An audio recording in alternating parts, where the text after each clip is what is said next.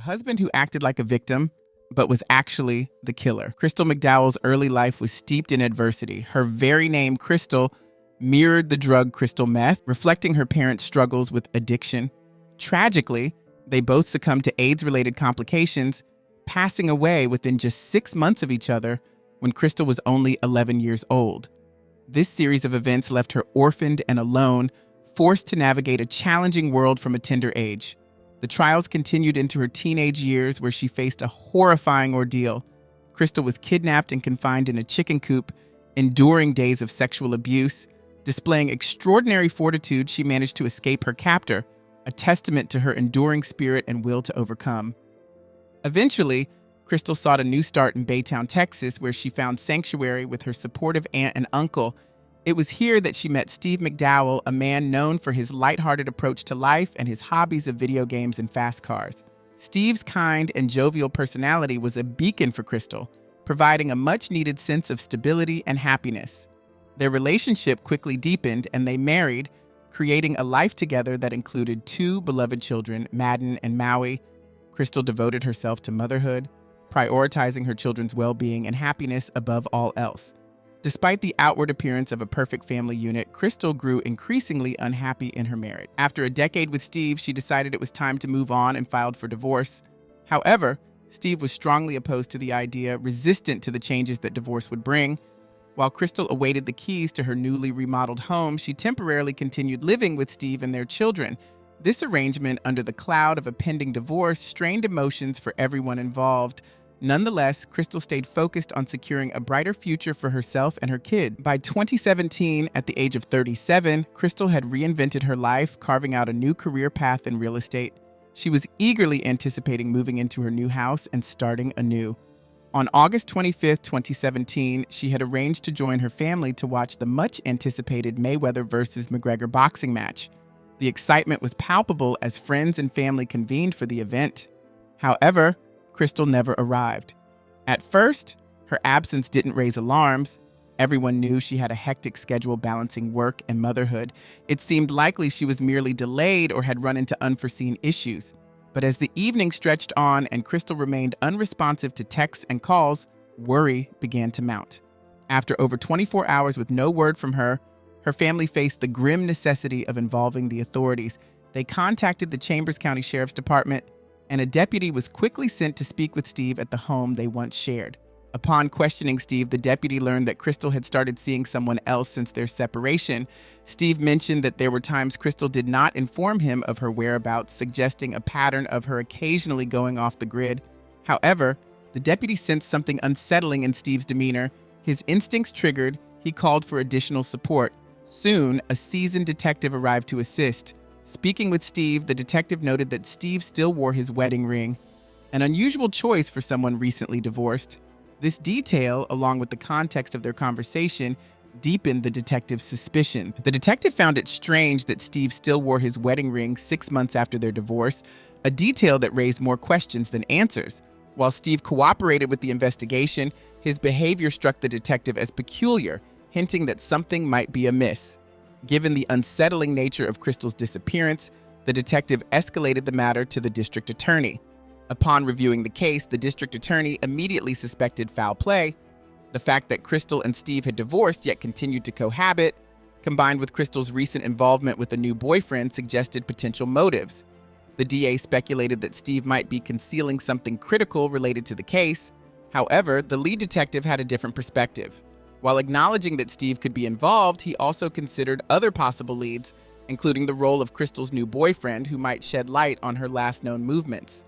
As they pieced together the timeline, detectives learned that on the night of August 24th, 2017, Crystal had been with Paul Hargrave, a local jewelry store manager whose business had been a community staple for over half a century. Paul recounted that after their evening out, Crystal had returned to his house.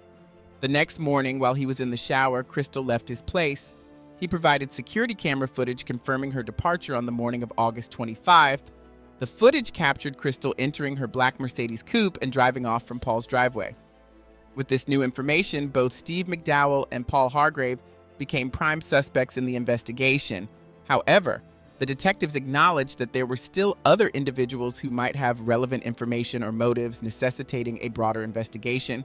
As they dug deeper, they uncovered more complex details about Crystal's marital relationship, which further complicated the case. It was revealed that throughout her marriage, Crystal had engaged in multiple affairs with both male and female flight attendants and pilot. This discovery raised eyebrows among the detectives, who considered whether a jealous spouse or partner might have sought revenge against Crystal. However, they found no direct evidence linking these affairs to her disappearance, and the investigation encountered a major obstacle when Hurricane Harvey struck Baytown.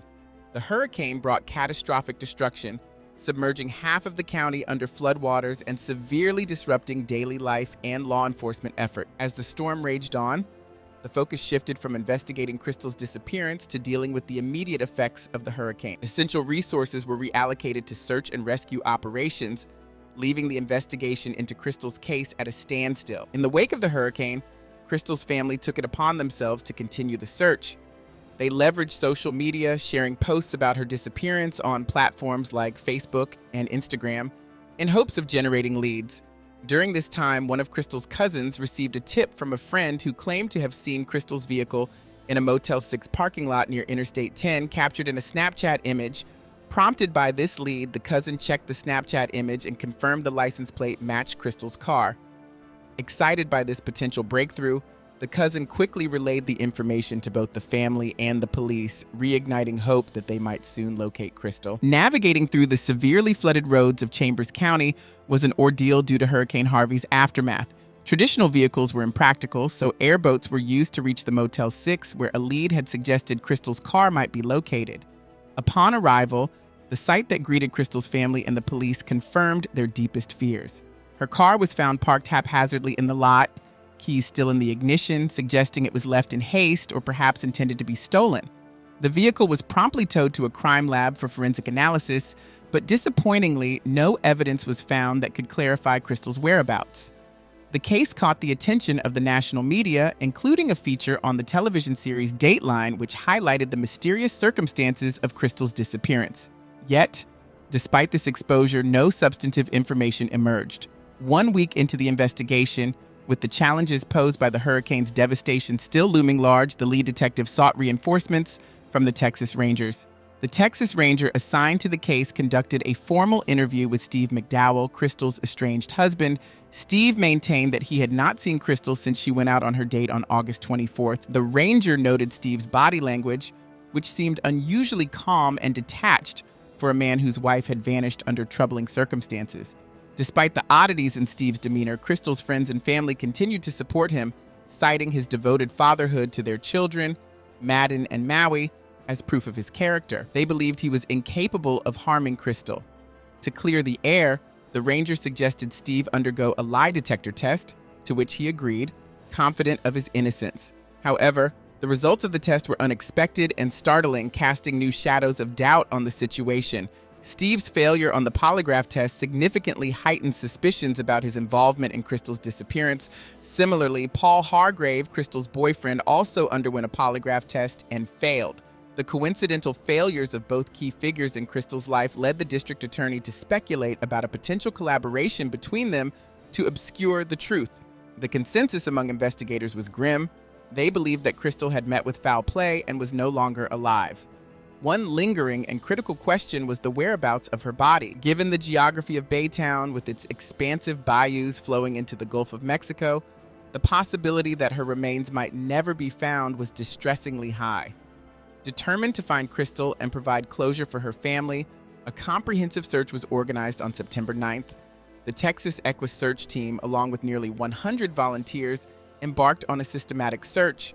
They divided the area into a grid, meticulously scanning each section by ATV and airboat, but despite their exhaustive efforts, no trace of Crystal was uncovered. As the investigation continued, the Texas Rangers pursued every lead with relentless determination. They explored the possibility that either Crystal's ex-husband or her boyfriend might be involved, but no concrete evidence emerged to substantiate these theories.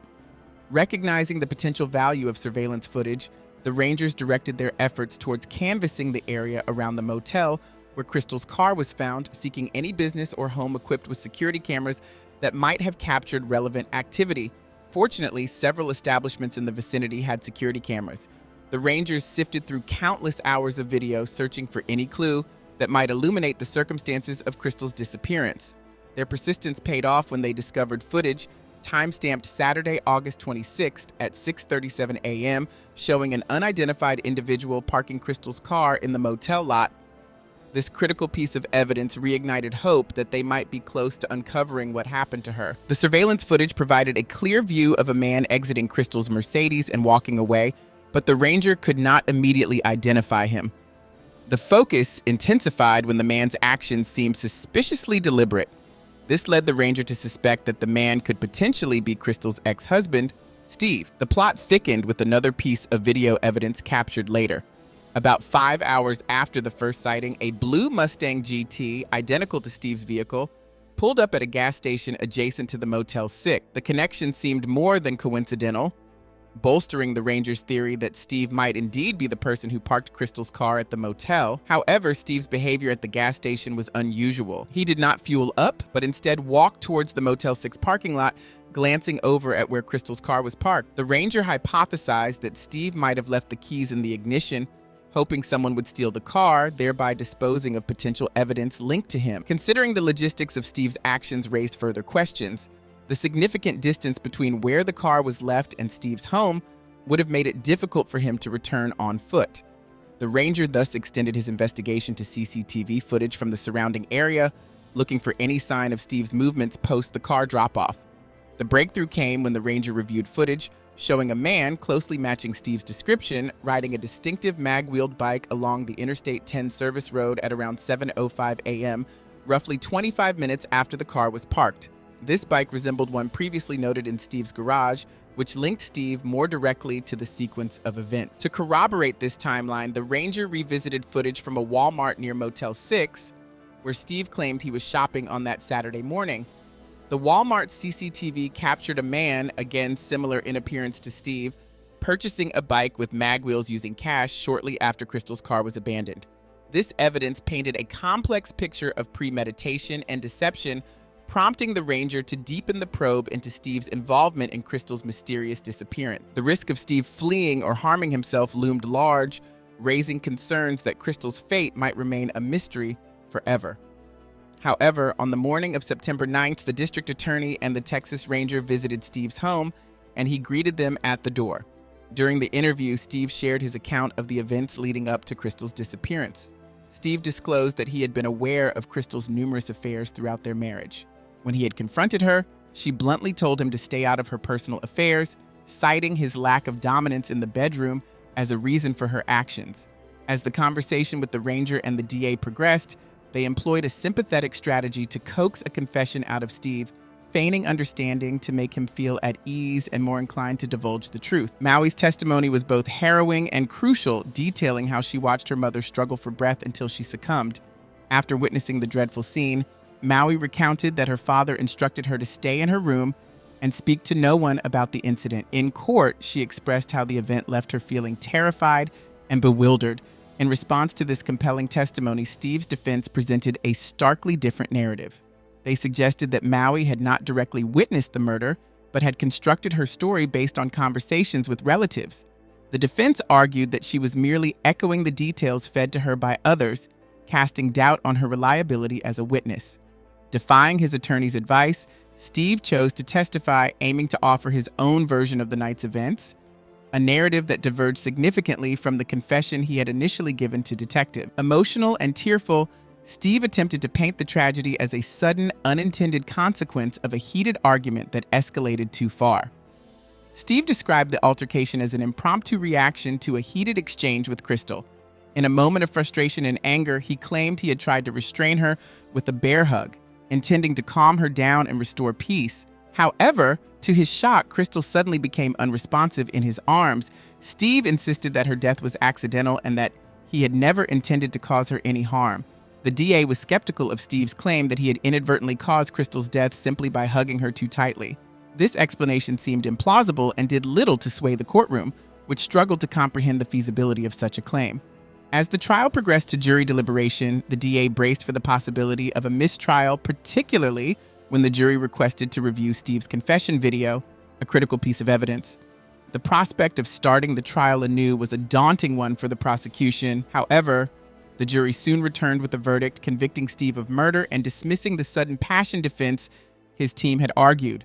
The sentence was severe, 50 years in prison, reflecting the jury's determination to see justice served. This verdict brought a solemn sense of closure to Crystal's grieving family and friends, who had endured a painful wait for answers and accountability.